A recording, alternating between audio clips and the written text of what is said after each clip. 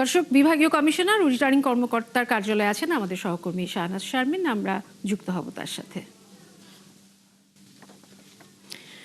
Shahnaz, vote গণনার কার্যক্রমের বিস্তারিত জানতে চাই এবং যেহেতু 2 ব্যালটে আজকে ভোট গ্রহণ হয়েছে, সেক্ষেত্রে পূর্ণাঙ্গ ফলাফল পেতে কিরকম সময় লাগতে পারে জানাবেন।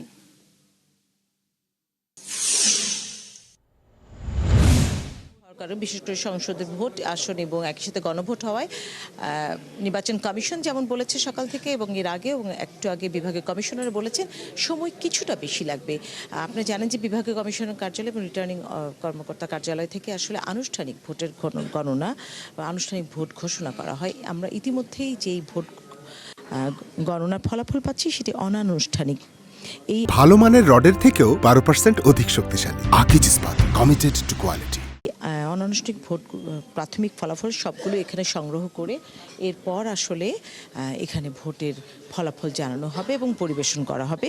এবং বিভাগীয় কমিশনার বলেছে 3 ঘন্টার মধ্যে আশা করা যায় তারা বিভিন্ন আসনের ফলাফলটা তারা দিতে শুরু করতে পারবেন এবং তারপর হয়তো কয়েক ঘন্টার পরে পূর্ণাঙ্গ ফলাফল দিতে পারবে।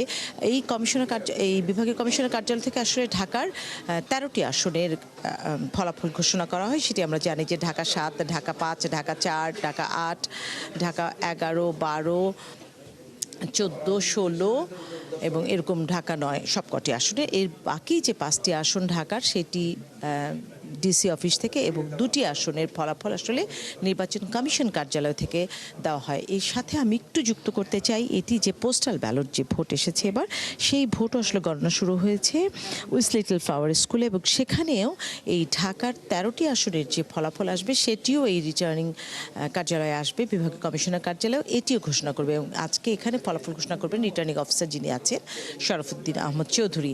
এবং তারা বলছিলেন যে ঢাকার যে 13টি আসন, এই আসনগুলোর ভোট নিয়ে তারা আসলে সন্তুষ্ট এবং ইতিমধ্যেই কেন্দ্রে কেন্দ্রে গণনা শুরু হয়ে গেছে এবং অনানুষ্ঠানিক বিভিন্ন রেজাল্টও আসছে এবং এখানেও রেজাল্ট আসতে শুরু করেছে।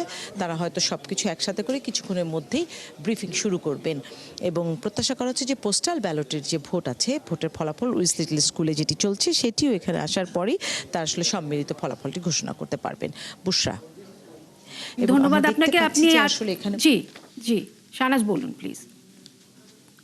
সম্পন্ন করেছেন ইতিমধ্যেই বিভাগীয় কমিশন কার্যালয়। অনেক ধন্যবাদ আপনাকে শাহনাজ। দর্শক, সহকর্মী শাহনাজ শারমিন যেমনটা জানাচ্ছিলেন যে আনুমানিক 3 ঘন্টার মতো সময় লাগতে পারে পূর্ণাঙ্গ ফলাফল হাতে আসতে।